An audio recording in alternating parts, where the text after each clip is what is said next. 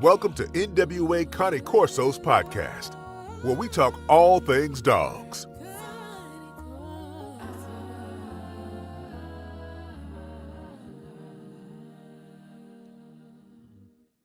All right. Welcome back, everybody. What's going on?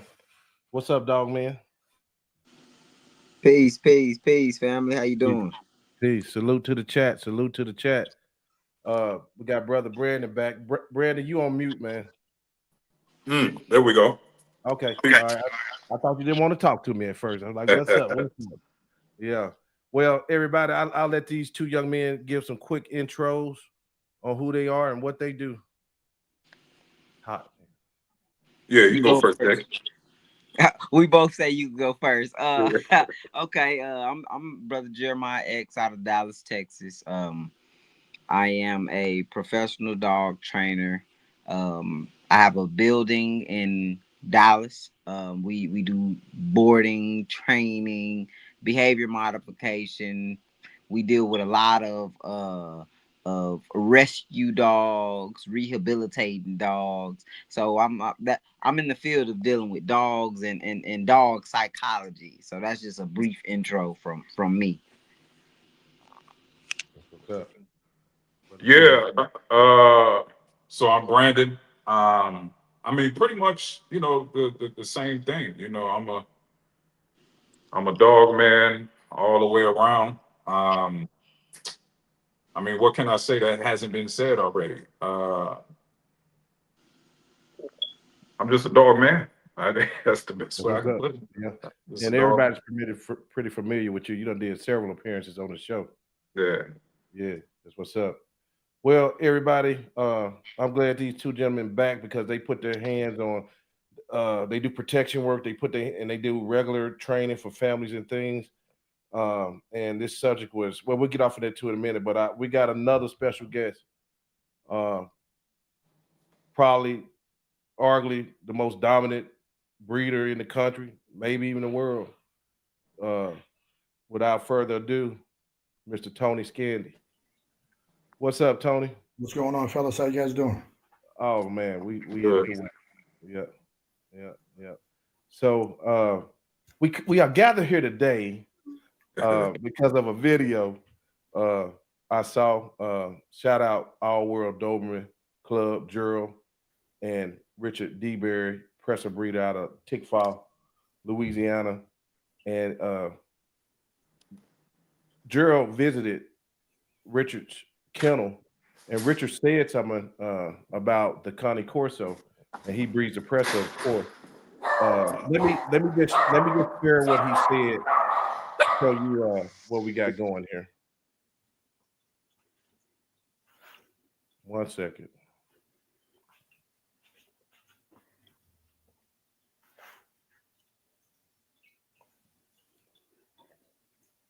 That's a very good question.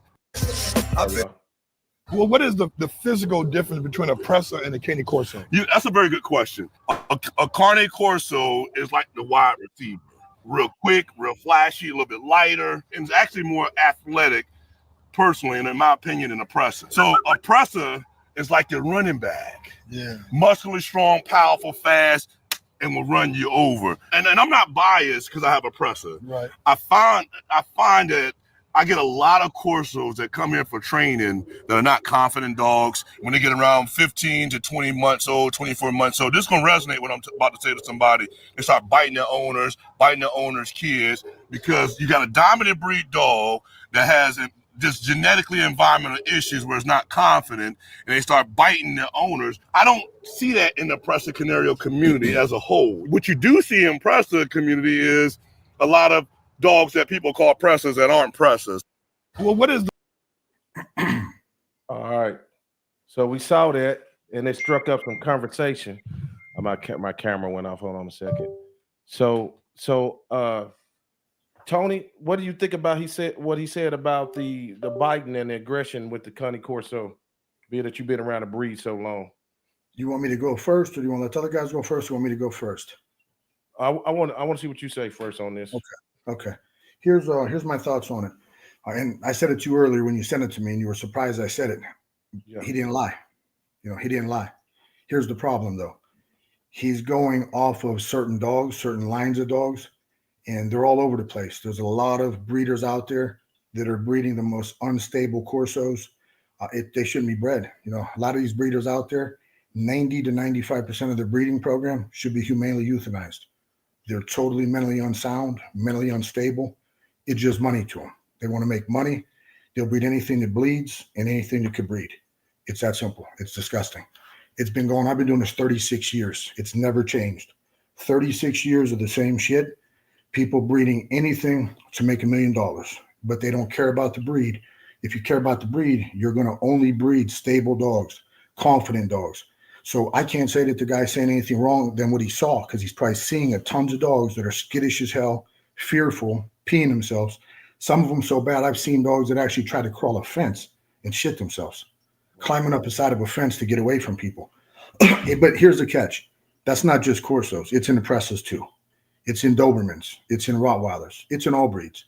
It's who you get your dogs from, who the breeder is, who's worked their ass off and who hasn't on having stability. The most mentally sound dogs in all breeds are the best dogs in all breeds. There's incredible Presas. There's incredible Rottweilers. There's incredible Dobermans. One of the calls I get all the time is, listen, I wanted to get a Rottweiler, but you can't get a good Rottweiler anymore, so I'm going to get a Corso. I'm like, that's the dumbest thing I ever heard. What do you mean? So you can get some badass Rottweilers. There's some incredible Rottweilers out there. There's incredible dogs in all breeds out there.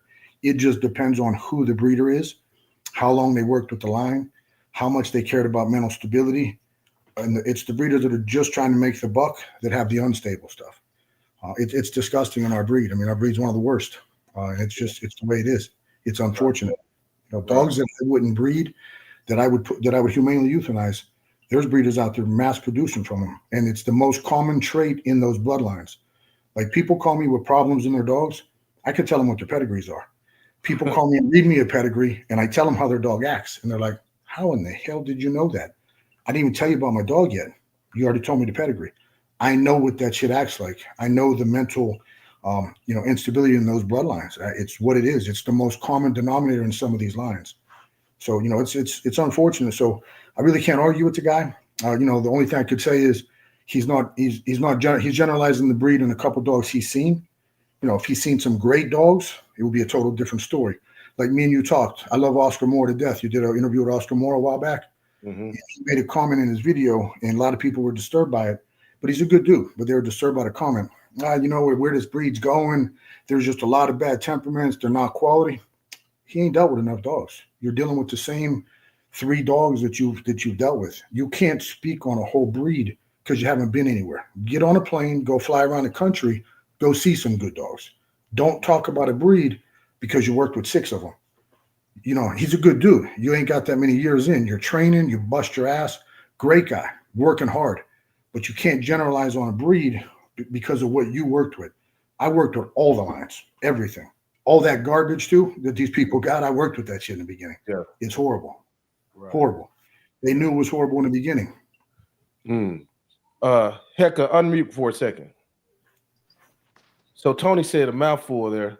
What are you seeing when you are training the Cane Corso and any dominant breeds, but especially the Cane Corso? Yeah, I don't disagree with anything that he said, and he's been in the Corso game far longer than I have, but from my experience and from what I like to breed for in the Corso and any dog really, specifically if we're talking about, protection breed dogs, confidence is number one for me. That's the number one thing for me. Confidence and mental stability. Because I personally don't like a skittish or excessively fearful dog. Right. Right. So I'm personally not going to put anything out there that I don't like myself. Right. I'm not even going to keep those dogs because I just don't have the capacity to keep them. So it doesn't even make sense for me to keep those kind of dogs. But I mean, there's nothing he said that I disagree with. It's unfortunate. The only reason why I think Rich hasn't seen that in the presser yet is because the presser is not as it doesn't have as much tenure as the Corso in America, but it's getting there. It's definitely getting there because I've seen enough pressers to where I've seen that exact trait in a lot of pressers. But I know that is not what the presser is supposed to be, the same way that I know that is not what the Corso is supposed to be. So yeah. Let me ask you this: when you ran into problematic Cane Corsos, have you paid? I don't want you to say any names or anything, but have you paid any attention to like the pedigrees and seen any patterns? Honestly, man, I don't personally pay a lot of attention to the pedigree because I know a lot of papers these days are just not accurate. Mm-hmm. So I personally don't put a lot of attention into the pedigree. I typically deal with the dog in front of me. And if I'm lucky enough to be able to see the dogs that they came from, I'll deal with it from that perspective. But I personally, I'm not into the pedigrees like that. I think, Tony has an edge because he was there from the beginning, right? So he's seen the dog come along over the last 36 years. So, he pretty much, I mean, shit, I have his dogs in my line, right? So yeah. We said it. So you're like, damn. yeah. So, he has that advantage to where he's, kind of up on the cliff looking down, and I'm kind of still down looking up, right? Right. So for me, because I know how much paper hanging goes on in the Corso world, I really don't put that much stock in the papers. So so if you're worried about the dog in front of you, and you start you looking at a problematic Cane Corso, do you look at the breeder? Absolutely. Like, have you ever noticed, like, man, every time I look around, it's this damn breeder's dog that's giving somebody got to come in for training? I would have to say no because again, when I'm dealing with people's dogs, and okay, I'll put it to you like this: if I'm not doing a board and train on a dog, then I don't. Okay, let me say it like this: people get real sensitive about their dogs. Yeah. So I've learned not to. I do my best not to attack, breeders, so to speak, and even people's dogs. Say that again. Start attacking them. Well, Yeah. I don't mind doing it. Right. It's not that understand. I'm scared to do it. It's just I understand that there's some PC that goes on in every industry, right? Right. So I'm just doing my best to do my thing and not make my name attached to, especially as a Corso breeder, because then it goes into the aspect of, oh, the only way you can hype your dogs up is by talking about other people's dogs. Right. So I just do my best to stay away from doing that. Right. Yeah, I mean, everything you're saying has been right. Everything you said from the start is dead on the money. All the stuff you're talking about, confidence, stability, it's the only way it can be. It's the way it has to be. I think a lot of what you're going through, because you're a trainer too, and that's a great thing that you train. So I work with a lot of trainers throughout the country, and one of the things that they always, they'll call me and they'll start asking me the question. I'm like, get the pedigree, and it's only get the pedigree to see. And I just tell them, listen, you can't fix that. You could modify it, but you cannot fix it. It's mentally genetic.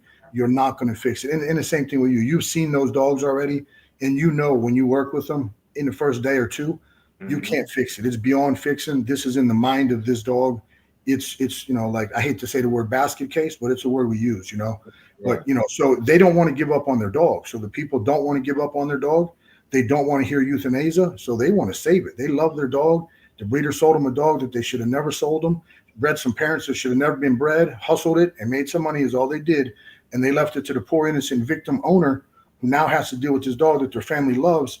And the deal, as they get a little older, when they have that fear and that timidity, that shit turns into aggression. It's dangerous to their families, to their kids. You don't know how many people I had send me pictures of their children that got bit, husband that got bit, their own owner got bit, got attacked. It's all those same bloodlines out there. You know what I mean? I don't want to start knocking the bloodlines, but most people know who they are. If you've been in for a little while, if you've trained for a little while, you start seeing it. Joe, you probably had to see it a little bit with the people you talk to. Yeah. It's the reason I'm so outspoken about it. I love the breed. I want to do this breed. I've been doing it 36 years. I want to do it another 36 years. Those dogs are going to get this breed put on a breed ban list, and none of us will be able to breed them or have these dogs anymore. So they're going to be at fault, but they don't really give a shit because it's just money to these people. And here's what I tell people. You want to make $1 million, make $1 million. Better the breed in the process. If as long as you're better in the breed in the process of making all your money, hey, make as much as you can, but better the breed. Every breeding should be to better the breed. When you have these issues and you stick these clients with these problem dogs, step up and tell them, hey, man, I'm going to replace that. You can't have that. You can't keep that dog. I'm going to replace this dog. There's an issue. I've done it before. I've been doing this 36 years. If you think I didn't replace a bunch of dogs in the beginning, I replaced a bunch of dogs. The difference between me is I'm going to replace them. I'm not going to leave people stuck. A lot of these other breeders, what they do is they'll take these dogs that they even get back and they'll resell them to somebody else, take advantage of another person. Yeah. Many times I get the call that, hey, listen, I got these dogs and they're just not right, man. They're just mentally not right. But I had a litter and I'm going to sell it, man. I need to get better dogs. I want to start fresh. I want to get some of your stuff. And I'm like, well, man, don't you feel a little bit bad for the people you're selling those dogs to? If they're mentally unsound, I hate to say it, the whole litter might need euthanized. You know what I mean? And it's unfortunate. Those type of litters are out there. Those type of dogs are out there. All of these cases that we see where dogs attacking people, the Corso's making the news, 90% of the time, those are the pedigrees. Wow. They're unstable, man. So, like if we love the breed, we got to just kind of get on them a little bit. You know what I mean? In some ways, I'm not going to knock breeders or say names, but if they want to better the breed, they themselves should be better in the breed. They themselves should not continue to do that. Right. You know what I mean? It's not right. You care about a breed, you got to stop with that stuff. Right. Jeremiah, will you unmute? Yes, sir. What are your thoughts? Man, I'm over here thinking. I'm just thinking, everything that everyone is saying is right and exact. And my thoughts is I'm just going through multiple dogs in my head that I've trained that had a real mental disability. It wasn't something that training could fix. It was something that training could assist you a little bit, but if a dog is mentally retarded, he's mentally retarded. His mental is not right. And I have a dog at my kennel right now. He's been like this since 8 weeks. And you can tell by the personality trait. Now, the dude that sold the client the dog, he knew what he sent him. Because there's no way that you send a dog that is fearful of everybody and you can't identify that.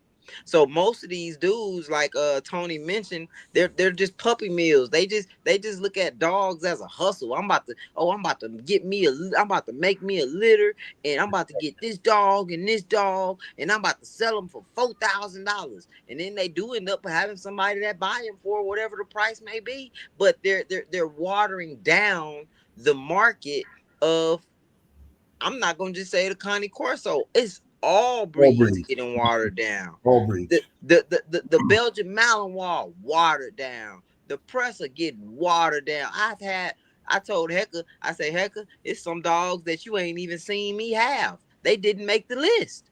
Because I'm gonna test you thoroughly for a certain amount of time. And if you don't make the qualifications, I get rid of you. But a lot of these people are puppy mills and they're trying to make a business out of dogs, but they don't understand the science of dog breeding. It's not smart to go buy a dog from Italy and then go buy a dog from from a whole nother country, Africa, and then breed those two dogs because you say, oh, it look good. Well, you don't know neither one of those dogs, grandparents, grandparents, nothing about their pedigree. You might be putting stupid with stupid, and you're gonna just create stupid. That's real. So in the process, the everyday life owner who wants to buy a dog because of what they've read or seen off of social media or in person, and they get emotional and they say, I want this dog, and they buy a dog or a puppy, they fall in love with it. And they can't even identify that your dog is mentally unstable. So now they see the traits that the dog is mentally unstable. So they don't contact the breeder, they contact a trainer. So now they contact somebody like Jeremiah or somebody like Brandon, and they say, hey, my dog needs obedience. And we get the dog, and I'm saying to myself, I'm scratching my head. I say, damn, this dog retarded. This dog retarded. He crazy. Like, he Prime example. He's scared of everything. He sees another dog bark and he poops on himself. I took a dog just like this to Home Depot and he pooped all the way to the front door. I say, damn, boy, you left a shit trail. I looked back and he had just, it's his nerves. They were horrible. Yes, sir. I'll tell you the pedigree. I don't want to say it online. Horrible. Hey, somebody asked that. Somebody said, why not mention the line so we know what to stay away from? I say you probably better get a mentor or somebody who's been in dog. Call people personally. Call personally. That's what I was gonna say. Yeah, if you want to ask me personally, I'll do it. But yeah, I just don't want to get into that online stuff. I try my best to stay away from it, even though I get caught up in it sometimes. But you know, you one of the best, Heck. Yeah. I'm trying to behave, man. I'm trying to behave, but every so often the pettiness comes out, and I just got to let it out. Right. But that statement right there, with that question right there, is the number one reason you need a mentor. Because if we start talking about lines, shit, I probably get a cease and desist. I don't know if you ever had to pay out 20, 15 bands before. I ain't trying to do it. It's the only reason I didn't say, man, for your show. Call me on the phone. I don't give one shit. I'm gonna tell you all about it. Right. Yeah. Not one bit. I don't care. Yeah. So one thing I want to say is most people, they don't know how to read dogs. Tony, you being a breeder for over 30 years, you've learned how to have an eye for reading dogs. Right, most people don't have the eye, so they think I got a Cane Corso, and I'm gonna get this Cane Corso with my boy Cane Corso. We about to make some money, but you don't have the eye of what you're really looking at. So being a trainer, I've learned to have the eye of the personality trait of what I'm looking at. So I can see unstable when it walks through the door. Right. I can see it. I can see confidence when it walks through the door. Right. I told a lady, I said, I let her know, her dog had bad structure. Her dog mental stability wasn't worth for nothing. She was just all around she was stupid. The dog was stupid. And I told this lady, I said, don't breed that dog. What you think she did when the dog came into heat? She bred the dog. Probably to another unstable dog. To another unstable dog just because he looks good. He took a good picture, So people have to learn how to read dogs and take it for what it is. It's in your face. Don't not take what you see. Don't take what you see lightly. You see that this dog is kind of off. Just like if you see a person and he kind of off, you're not gonna want to be around. You're not gonna want to bring that man around your family. Right. You're not gonna want to bring that woman around your family. You're gonna be like, I'm gonna say, hey Tony, you're not inviting your friend John, are you? You say, no, I knew you were coming over. I didn't want to invite him. And then, you see what I'm saying? So yeah, man, those are my comments. But I tell you what, the unfortunate with those people, and we feel bad for those people a lot of times that are doing that. The really terrible thing, like we said about, you got to go get a mentor. Here's the biggest problem. We got so many mentors in this breed that need to learn first. We got so many, what do you want to call them? Self-proclaimed breed experts, And some of those self-proclaimed breed experts been doing it as long as me and still don't know shit because they ain't studied it. They just think they know it, and they're breeding horrible dogs, unstable temperaments. I mean, some of these dogs look like Rottweilers. They don't even look like the breed. It's sad. We see stuff on the internet, and people send people pictures back and forth laughing their asses off. You see this shit? This guy been breeding dogs 15 years, 20 years. You see what he's bragging about? I mean, it's hilarious. But the unfortunate thing with those people, it's the mentors that they have are teaching them that this is okay. When they call their breeder and explain to them, here's the problem. My dog's doing this. It's acting like this. It's shy. It's fearful. It's growling at people. It's 8 weeks. So that's normal. Oh, that's okay. That's the breed. It's supposed to be aloof with strangers. Take the goddamn word aloof out of strangers out of the standard. It's a bullshit term in there. They fight to keep that in there to cover their unstable dogs up. That word should never be in the standard. This is a protection breed. The hell kind of protection breed is allowed to be aloof with strangers, scared of people? It's a protection breed. There ain't nothing protective about that. That's fear aggression, the worst aggression there could be. But these other breeders, these mentors are educating all their people to say that this is okay and this is normal. So the problem is you got these new people that get in, they're involved 10 years, 5 years. I get it all the time. Before they call like somebody like myself or other breeders that are educated, that you guys trainers that are educated and know the reality, and we tell them the right stuff. They come out, visit, go see some other kennels. They're like, holy shit, this is like a different breed. You know, but the breeder that knows he got a bunch of garbage in his kennel or knows she got a bunch of garbage in her kennel is telling her people and his people, this is acceptable. This is the breed. That ain't the breed. Who the hell wants one if that's the breed? So they keep breeding them and mass produce off of them because they want to get their money back. It's all about money. And it's about money to the mentors and the breeders that are those people breeding those dogs. It's not real hard to fix your kennel. It's not real hard to get away from all that stuff and start breeding quality dogs with mental stability. You know what I mean? It's not hard, but you got to start over. They don't want to start over. It's all about money. They got a bunch of that shit in their backyard. It's money and money, money. They don't care about nothing, man. And they misguide a lot of people.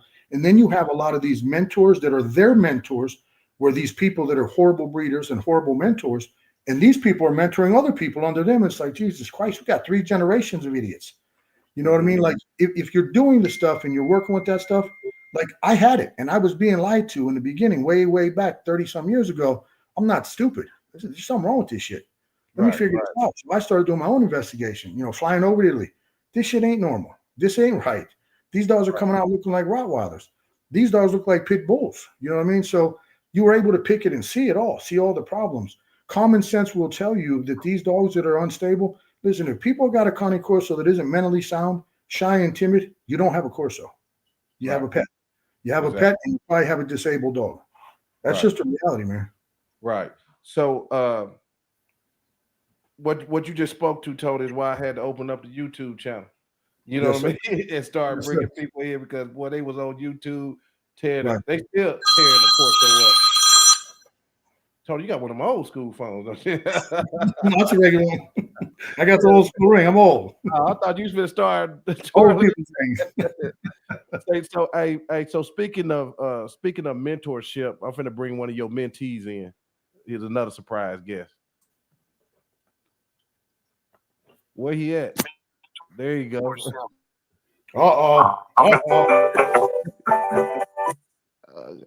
Man, your internet is jacked up. Yeah, that's Lamont. Yeah.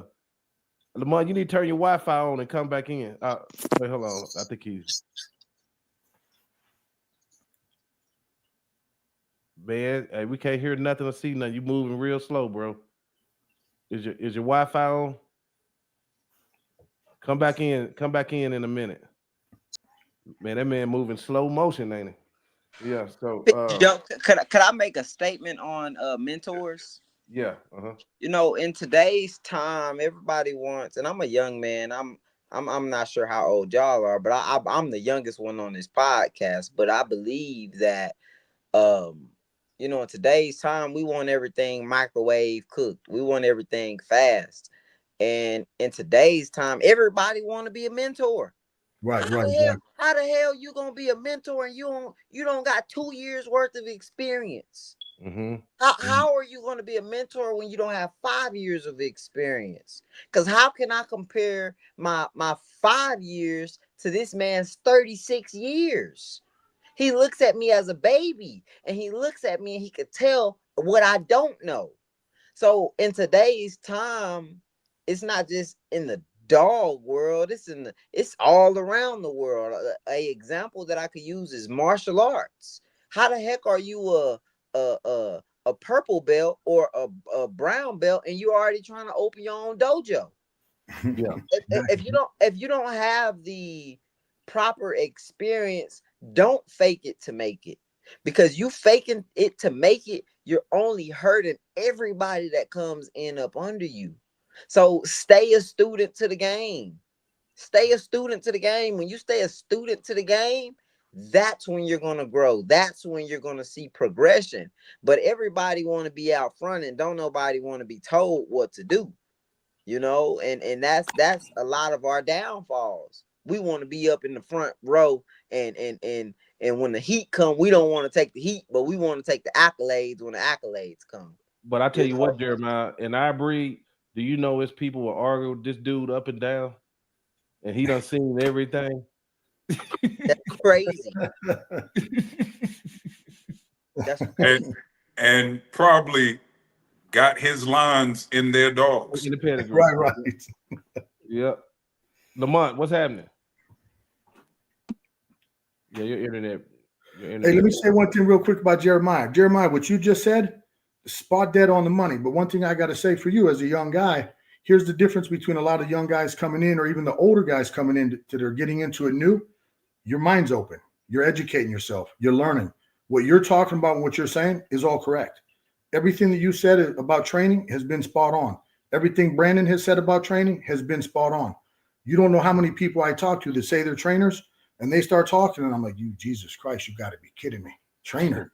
You don't know what the hell you're talking about. You know, but you guys know what you're talking about. You know, like I said, 36 years, I know training also.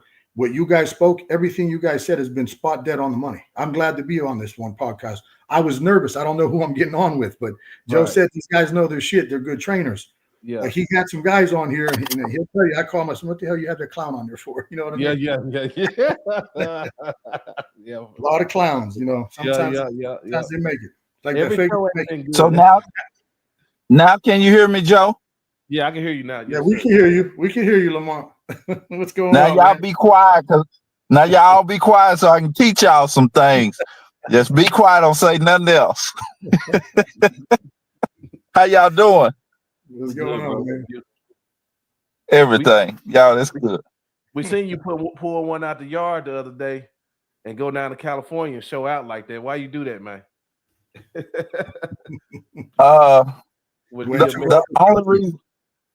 The only reason I did that was a dude, he insulted me. He said he didn't know he insulted me. I don't think he did it intentional. He said that he had sent 12 dogs over 3 years or 4 years to Texas because there was no badass dogs in Texas. I said, huh? He said, well, yeah, they're coming to get them from California, from California, because there's no badass dogs in Texas. That's what they said. I said, who is they? Nobody, right? I said, because they seem like they bullshitting you. But, you know, I said, okay. So honestly, my dog was over there with my grandbaby on the ground playing. I mean, she was rolling, he was rolling.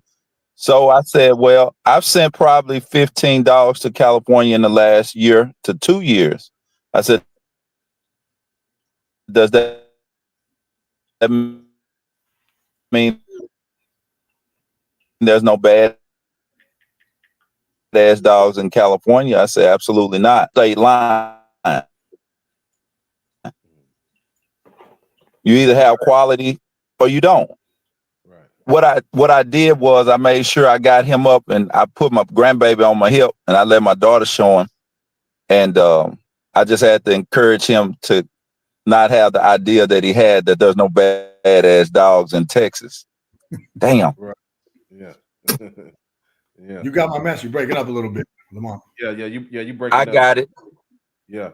Tony, let me ask you this. Yes, sir. You've been around this breed a long time. How will it be fixed? I mean, what could you tell these people who what to look for in the dog? One day you got me. I had a dog back there, and you asked me where'd you get the dog from? And we thought you had a camera in my backyard. My wife, she was listening, her mouth dropped. We got a little skittish diarrhea having MF. And we was like, oh my God. So he do, you know the line, just like Lamont, you know the lines really good. I told you your pedigree, didn't I?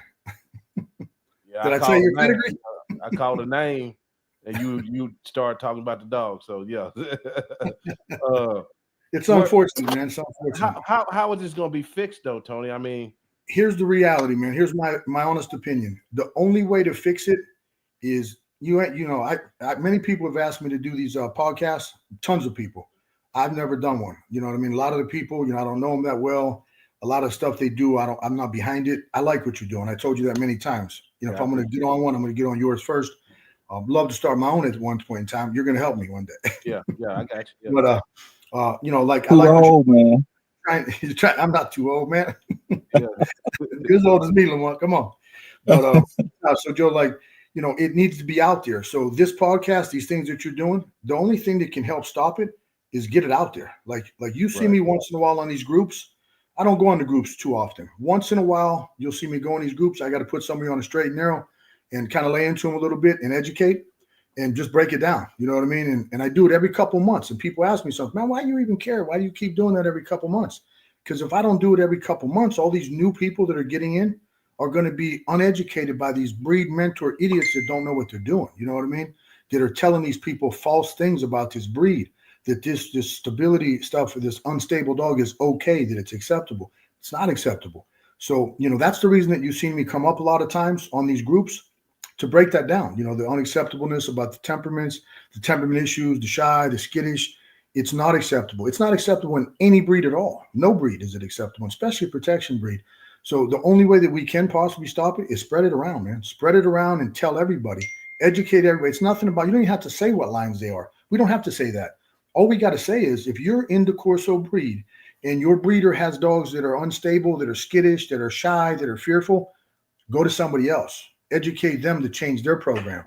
Make them change their program. Put pressure on them and force them to step it up. If these people want to keep breeding and sending dogs out and selling dogs, which is what it's all about to a lot of them, make them step their game up. Make them breed dogs with good temperaments, good stable dogs. And the only way you're going to do that is get it out there to everybody out there in the breed. Mental instability, unstable, fearful dogs is unacceptable, period. It's not a Cane Corso.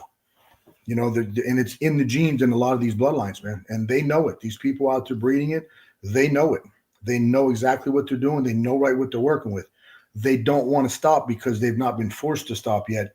And it's unfortunate that, every Tom, Dick, or Harry gets on Instagram or Facebook or what's the other one, TikTok. Yeah. All these people out there, TikTok famous, Instagram famous, selling $8,000 puppies. I don't even charge $8,000 for puppies. $6,000 for puppies. Yeah. The shit they're bringing in from other countries and they're flipping for other people overseas, $8,000, $10,000. I get calls all the time. Unstable as hell, epilepsy, seizures, same thing, peeing on themselves. They get way better shit right here in America if they find the right breeder. There's great dogs overseas if you find the right breeder. Overseas doesn't mean anything. You got to find the right breeder in any country. And it doesn't matter if it's Italy, France, Germany, Romania. It doesn't matter. It's the right breeder. It's somebody that got behind his dogs or her dogs and produces quality, stability, mental stability. Number one, these dogs are in family homes. If a dog ain't mental stability in a family home around children and kids, it shouldn't be in a house. So that's the only way to put pressure is something like you're doing. Spread this around. I hope this goes viral all over, and I kind of think it will. I kind of think this will go viral. Joe, can you hear me? Am I still breaking up? No, you're good now. Yeah. Okay. Yeah, Lamont, let me ask you this. Oh, go ahead first. Go for it. Yeah, no, go ahead. No. So I to piggyback off what Tony was saying, and I know when people come to my yard, I take them through the dogs. And he does the same thing. Matter of fact, he did that when I went up there. I think it was 1999 or 2000. He did the same thing. He walked through every dog and went through every dog. And I do something very similar to that. But I had a gentleman to come out the other day, and him and his wife, and they went through they stayed for group training. They went through the kennel. They stayed for about an hour and a half afterwards. They played with dogs. They played with puppies. And he said he was going to breed, and he needed a female, and he had a big black male. Okay. And he wanted to breed him because he felt he was a dog that most people needed to have. But he called me initially because the dog was fear biting. He was aggressive towards the neighbors.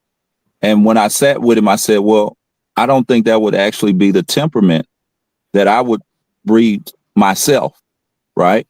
I said, it's probably not one that you want to continue. I said, because you called me because you were having issues. Do you not think you possibly would pass those issues to a family that might have children and so on and so on? His response to me was, oh, I just didn't do enough myself. That's probably the only reason he's like that. So he went on to talk to me about possibly getting a female. I told him, my favorite question is, what's your purpose? He said, I don't know. I haven't thought about that. I said, well, call me back when you come up with an answer, right? And I mean, literally, he looked at me and told me, he said, man, I haven't even thought about that. I just know he's a great dog. I said, by who's measuring him as a great dog, besides you? He said, well, I guess nobody. Well, what he ended up doing, he called me back. He said, well, Lamont, me and my wife decided to leave you a deposit for a female. I said, what's the purpose did you come up with? He said, well, I don't think that should determine if I leave you a deposit. I said, oh, it determines a lot for me. I said, because at the end of the day, you got to realize you're bringing one of my dogs in. I said, and my name's on that, He said, well, fuck it. If you don't want the money, I'll just take it to someone else. Guess who he went to? Those bloodlines that y'all are talking about? Yep, absolutely. Same shit. Listen what he called me back. He got it. They had one and they sent it to him like that weekend, right? Guess who called me Tuesday about training? To fix that dog that was because the dog he got, it's in the back of the kennel, it's pissing, and he just don't want to mess up this one like he did his other one, but it's off the same line. I said, you didn't mess them up. They were messed up when you got them. Right, exactly. That's the problem. Hey, I got a question. It's funny you talking about that, right? I want to ask y'all a question. What do you guys think is the differentiator, right? When you're looking at, when we think about what these dogs are made for, right? They're naturally protective breed dogs, right? So what is the differentiator between a dog being a naturally protective dog, right? Like, what do those behaviors look like compared to a fear aggressive dog, right? Like, what is the difference in the behaviors? I know what you're talking about. You want to go first? Okay, so I know what you're talking about, man. No doubt about it. And that's a great question. So, fear biters, timid dogs, fearful dogs, any dog, and as a trainer, you're seeing it. You already know what we're talking about with this. Any of these dogs that are exhibiting that timid stuff, the tails down, the hackles up, any attempt to back up a little bit, the growl, you can see it and you can read it. This dog ain't got no balls whatsoever. It's scared to death. It's growling out of fear. It ain't confident whatsoever. That's a danger. That's a liability. You know what I mean? So what you're talking about is those dogs that got their chest out, balls to the wall. I'll tear your ass up, and I ain't scared of shit. But they're too cocky, dominant. Here's the reality. That's not a problem. That's something that is trainable. You know what I mean? You can train that because it's just a cocky dog that needs a couple corrections. He's not mentally unstable. He's just a hard ass. You know what I mean? And you could put him in check and he can be a great dog. You can't put in check the unstable dogs. Did he lose out, fade out? Yeah, he'll jump back in. You want me to wait to finish talking until he comes back in because he was asked a question. We can wait. You want to try to give him time to get back in? Yeah, I hate to give the rest of it till he's on. Yeah, we'll give him a minute. Anyway, y'all guys, get the likes up, share it everywhere you can. Get the likes up. Here he is. Please just get the lights up. Hold on. Let me go get him. Bam. Okay, he stopped so he could. I stopped so you could come back in, man. I appreciate it. I don't know what happened. It just cut off. No, I seen. Yep, no problem. So no, so what we were talking Little about. Joe buy his minutes from Walmart. So we were talking about the tough ones, the hardcore dogs, and the stuff you're talking about that has no fear. Tails up. Sometimes they're just ready to rock and roll, and sometimes for no reason. To me, it's not the end of the world. That's trainable. You can train that. You know, a couple corrections, getting the dog in check, in line. It's just a cocky, dominant dog. That's fixable. And when I say fixable, that's totally fixable because we're going to train the dog to do what it's supposed to do and let it know what it's not allowed to do. You ain't allowed to act like this. You're not going to act like this till I tell you to. If you want to bite, I'm going to tell you when to bite. You're never going to open your mouth. You're never going to touch a person until I put you on somebody for a reason. Other than that, you're going to do whatever we say. You know what I mean? That's fixable because that dog's not sitting there waiting to kill somebody because we let it know and its brain is working. Its mind is working, saying, okay, well, I ain't allowed to do this shit. It was something that I thought I wanted to do. I had fun with it. I was hardcore, drivey, grabbing shit when I was young, you know, shaking and doing tug stuff. And it's just a hardcore dog. That's what he likes to do. But he could be trained and his mind can program to say, I'm done with this. You can't train the unstable, fearful dogs. You can't build its mind to say, hey, I'm going to go out there and I'm going to be able to be this protection dog. It is never going to happen. You can't build that and put confidence in the mind of an unstable, timid, fearful dog. It's just not possible. You can modify the problems. And it's just like, you know, and I hate to ever say anything about human beings and relate human beings to dogs, but I will. I'm going to go here and, you know, we've all seen that, you know, I have family members that have, you know, children that are learning disabled, you know, with children that are learning disabled, you know, we have homes for them to go to if they're really that bad, where there's a group of people there that take care of those children and they're there to help them through their whole day. And they build their confidence and they make kids smile that would never smile. You know what I mean? Here's the problem. And it's a mental genetic problem. You know, it's mental, it's in the mind and it's genetic. It's not fixable. Like a psychiatrist can't fix that. It's there with them for life and they're human beings. So you have to work with them, you know, and there's people that are professionals that know how to do that. With dogs, when they're at that level and their minds are not right, we don't have a home we could send our dog to. We're keeping these dogs in a family home. The worst place in the world that one of those dogs could be, it's in a family home because it's a danger at all times. You don't know when that dog's going to snap out, when it's going to lose its mind, when it's going to blast a 3-year-old kid for no apparent reason whatsoever because the kid got too close to it and scared the dog. So that's what disgusts me with this, and that's why I preach so hard on temperament. That they're going to ruin the breed with that. These are the dogs that are biting. So the fear biters, you cannot fix them. You can't change the mind and modify the mind to become confident. But the real hardcore tough dogs, you can modify their mind to slow that shit down, and they have a mind. Their mind is thinking, and their mind does work. You know what I mean? It's the total opposite extreme. Does that make sense at all? I agree 100%. It does. One of the things that I struggle with, especially now when I have so many dogs come in, is it bred into them or is it environmental? Have they been babied so much? Is their day-to-day upbringing in this home the determining factor that makes this dog what it is? You usually, after a day or two of messing with them, y'all are trainers, you can tell if it's mommy done spoiled them so much. They used to sleeping on the couch or in the bed. Those, you know, certain things to where this dog says, I'm moping, I'm pouting, I want to go home. And then after 2 or 3 days of a certain kind of structure, you see him pop back up. And he say, okay, I'll chase the ball. Okay, I can do this for a treat.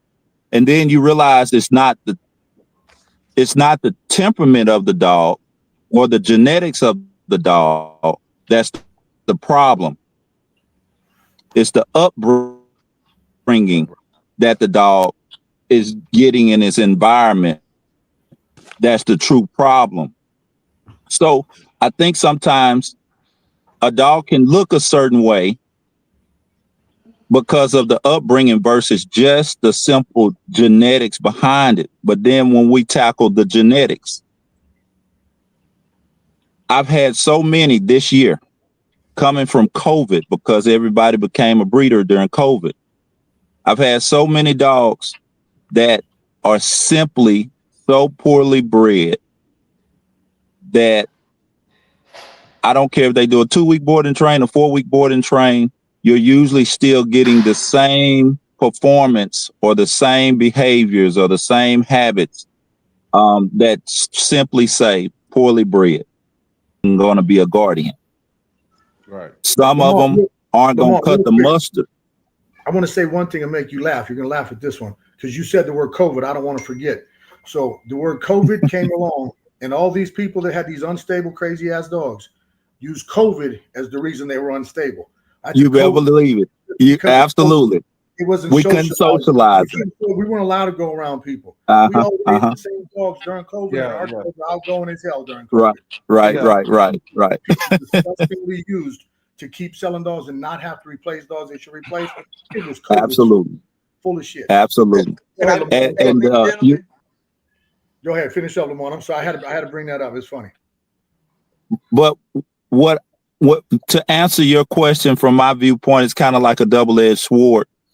I've seen great dogs that had great temperament that were in terrible situations as far as the way they were being brought up, that simply looked as if they weren't a really good solid dog.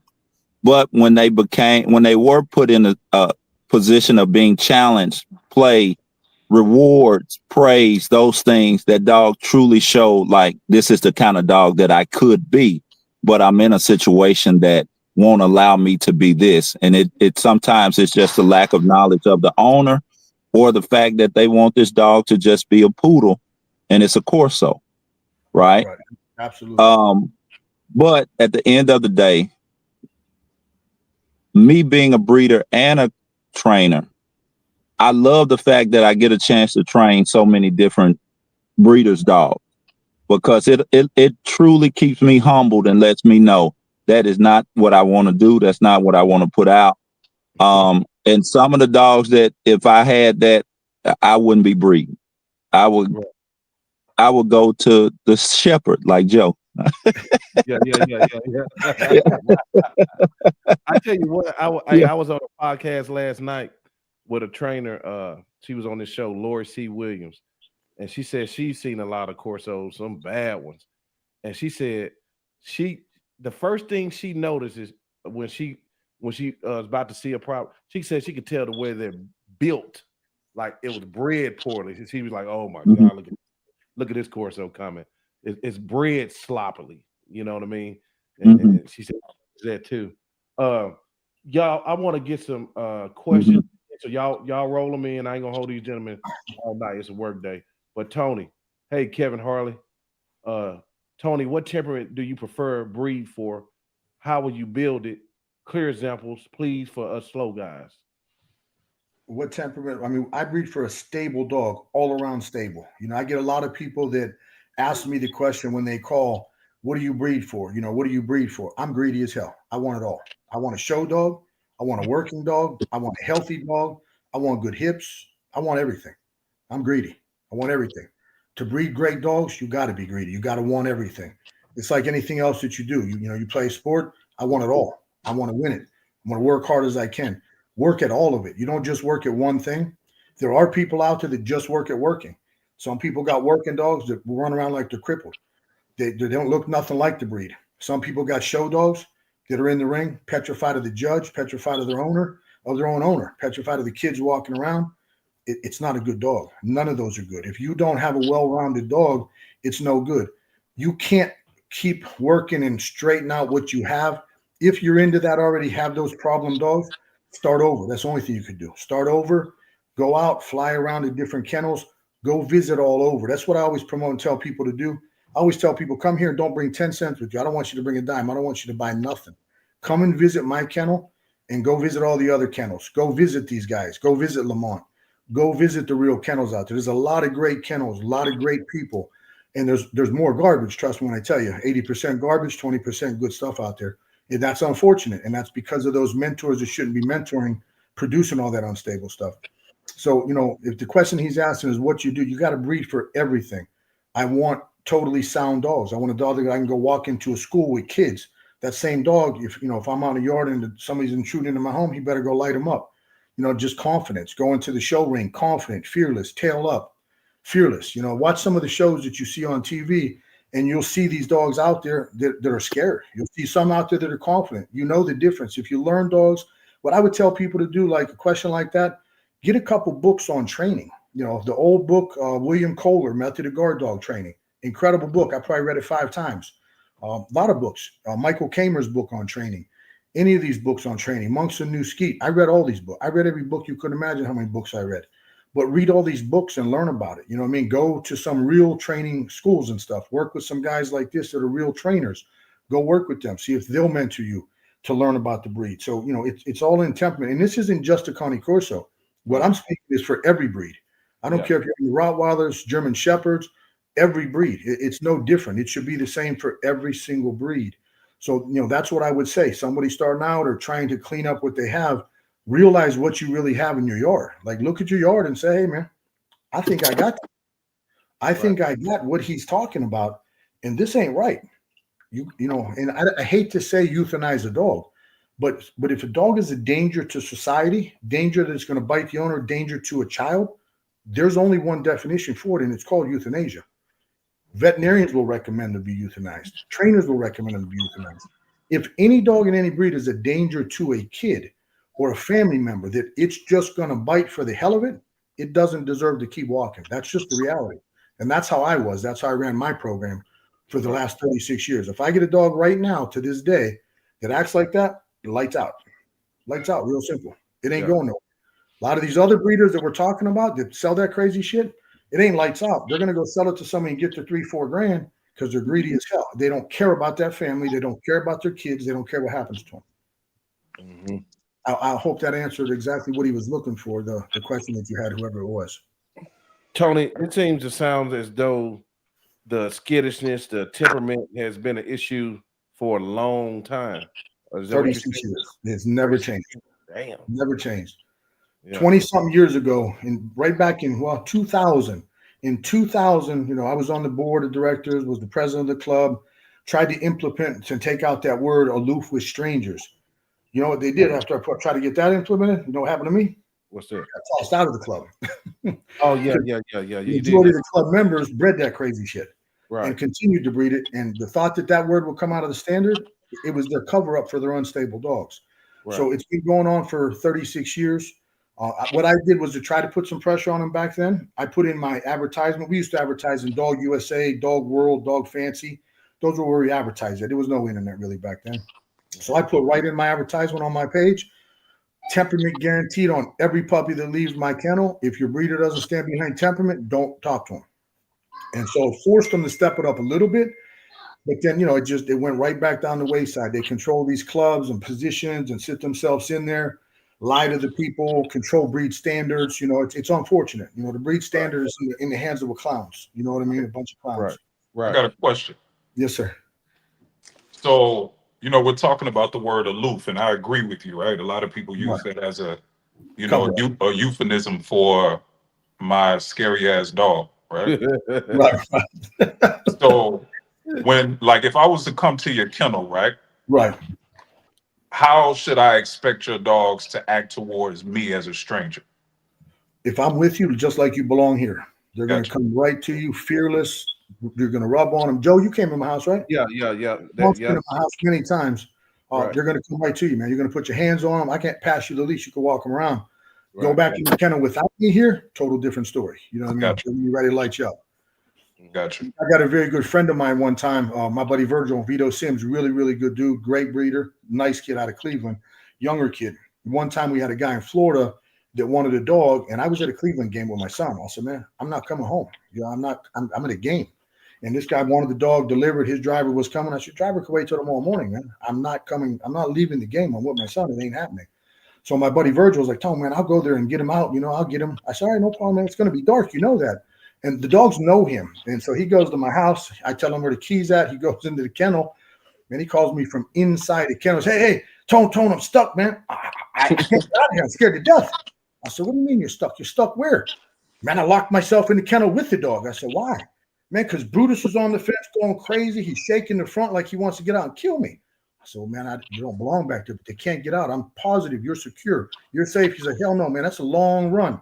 If that dog gets out, I'm going to die. You know what I mean? That's what you're supposed to do.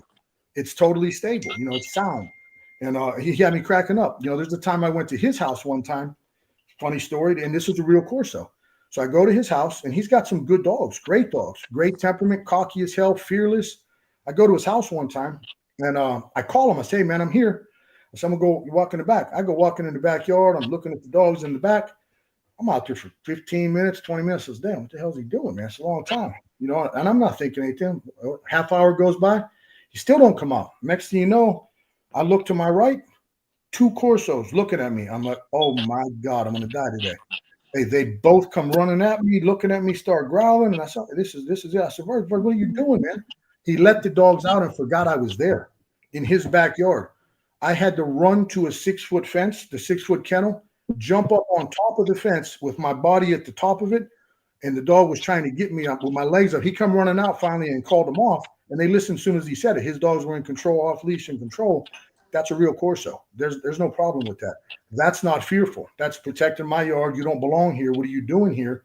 My owner forgot about you. You know what I mean? So when I'm telling you they had me up there, sliced my pants open and everything, we laughed our asses off after, but it wasn't funny when it was happening. I was scared to death. So it's a real Corso, you know. So mine will, those same dogs that did that to me, if he comes out with me, they're going to be cool as hell. He comes out, walks with me, they're cool as hell. I put my hands on those dogs all the time. You know, they were doing their job. That's a Corso. These other Corsos that these people got, they will come outside and walk outside and some stranger in the yard, then they're going to take off back in the house. They're going to run back in the house. Or they're going to act crazy and bark at you crazy while they're backing up with their hair up and their tail down and shit spraying out of them. And if you take a step and stomp at them, then they're going to run and knock their owner over. I've seen dogs at working events and different events. People are trying to do things where they actually take and knock their owner's legs out and knock them over, and the dog's running across fields. I've seen it 26 years, 36 years. I've seen it multiple times. Right. Now, the one thing I can say when you're saying about the word aloof, and Brandon, I think this is what you're kind of getting at too, and tell me if I'm wrong. You know, there is really a word aloof, and here's my thoughts on it. A dog is allowed to be aloof only at a minimal thing, as if the dog knows, okay, man, we're here. You don't belong here. I don't know who you are. I ain't scared of you, not one bit. You ain't my buddy. I'm aloof to where I know that you don't belong here, but I ain't got no fear of you, and I'm cool. You ain't got to put your hands on me, but you could if my owner says you could. That is somewhat acceptable in my opinion in all breeds, because some dogs are like that. You know what I mean? They don't have to be out there, you know, getting rubbed on and stuff. You know what I mean? Does that make sense? Is that what you're asking for? Like the differential word, aloof. Aloof is a real word, and it has a justifiable meaning, but the meaning that these people, these breeders, these mentors, they're not telling you the real meaning of aloof.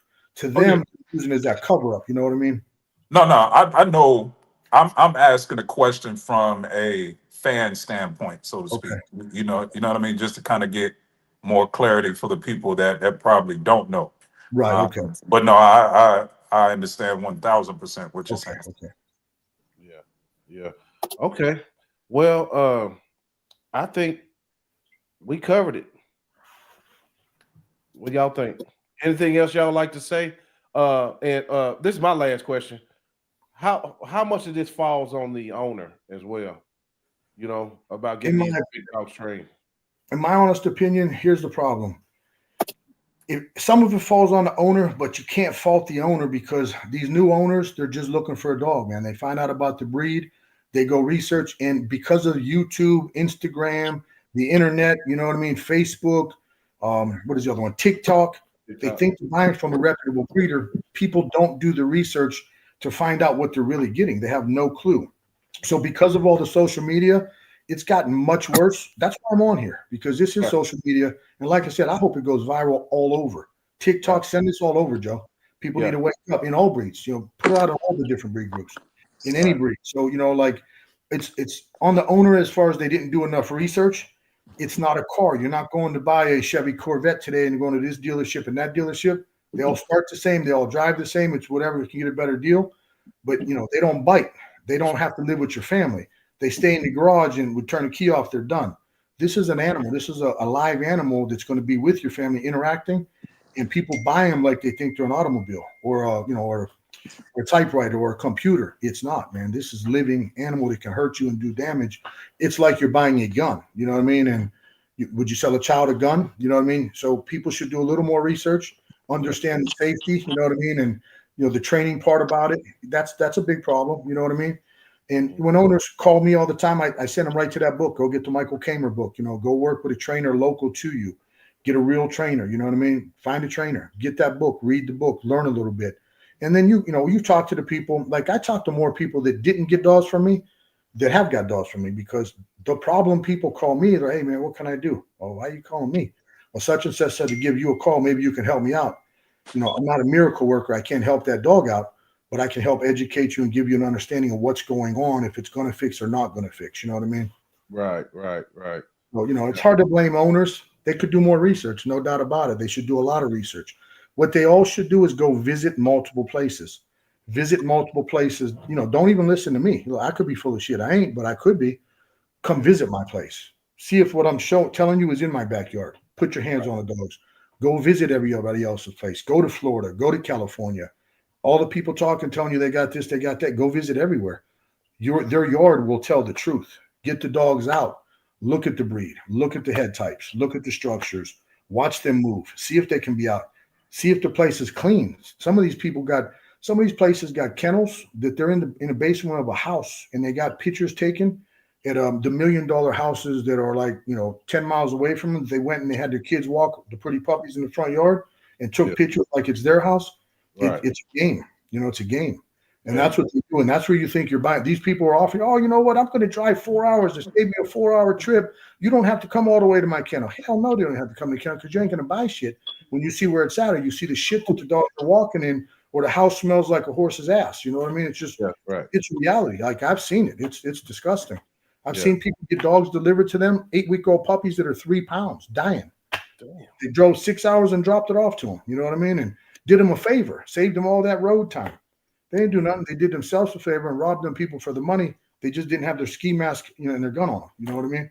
Right. Jeremiah and Brandon, any advice to the general public on these type breeds?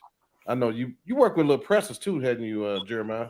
Yes, sir. I own presses. I have about 5 presses. I didn't know that. Yeah. Okay. Yeah. Yes, sir. My advice, my professional advice will be, you know, do your research first. Don't just go buy a dog from anybody because they say they're a breeder. You know, like Tony mentioned, go to these people yards, and you know, I'm the type of person. Look, if I walk to your house, if I walk to your kennel, and I can smell your kennel from the front of the house, you already got me looking at you like, hey man. Because cleanliness is next to godliness. And if you treat your dogs like poo-poo and they sitting in poo-poo, I can only imagine what you're producing. Poo-poo. You know? So Right. you know, I recommend people to go look at these dogs, you know.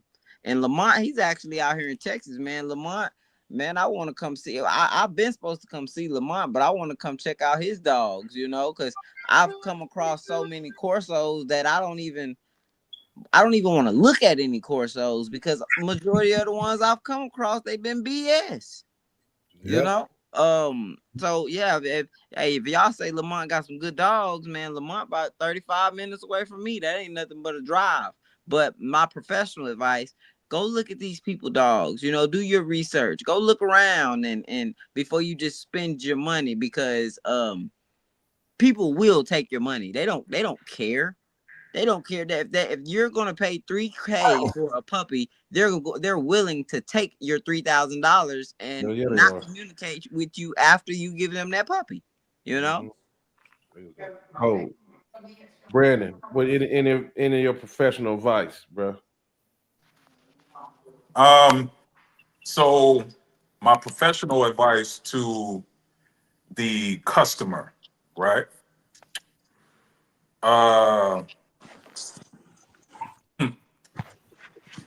Understand when you say you want a Corso, understand what you are supposed to be getting, right? Not getting a dog because it looks a certain way, because of a certain color. And don't get me wrong, I love a good looking dog myself, right? I think everybody loves a good looking dog, right? But there's a lot of good looking shitty ass dogs out there. A lot of, You got it right. right? I look, I got one right here. Like, this is not my dog. I saw somebody say earlier they didn't know I like Dobermans. It's not my dog. This is a dog that I'm training.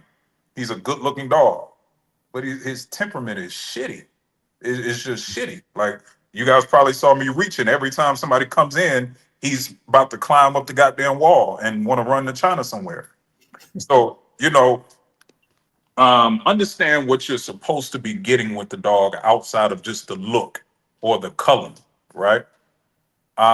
That's for the general public as far as purchasing a dog, right? Mm-hmm. As far as the breeder,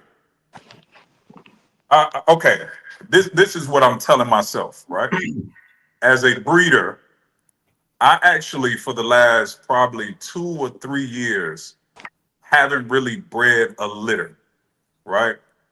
And I've done that purposely because I don't want to be the breeder that we're talking about, just selling dogs for profit.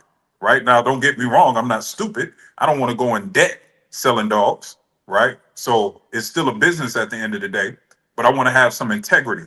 So for me, I'm actually every day asking myself, who is the customer that I want to breed, that I want to sell to, right? I really don't want to sell pet quality Corsos. I want to sell working quality Corsos, dogs that are going to houses that understand what they're going to be used for, right? Yeah, I got them. Yep. Understand what they're going to be used for and what their purpose is. So they understand that they're getting a dog that is willing and capable of protecting you, not a dog that looks like a Corso, but it's a Lhasa Apso on the inside, if that makes sense. So, that's my advice to the breeder. Breed the dog for what the purpose of the dog is, not for the color, not for the color primarily, and for the look primarily. So yeah, that's I'll leave it there. Okay. Tony, I want to tell you, man, I appreciate you coming through.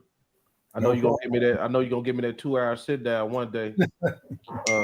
You got it, man. You got it. Oscar Moore must have heard his name. He said hi to you. What's going on? Somebody said this, and I would say Tony talked about earlier. He said, "Would you say breeding to breed standards is key, and to domesticate these breeds will alter the genes?" But I do remember you saying you breed for the total dog. Right. Total package, man. All the way to total package. So Tony, is there anything else you'd like to say before we close this thing out? No, that's all good, man. Okay. All right. Well, thank you again. Y'all put some pressure on Tony for that one-on-one interview. I'll give it to you one day. Okay, better. Got it, man. All right, guys. We'll see y'all next time. All right, peace. Much love. Peace.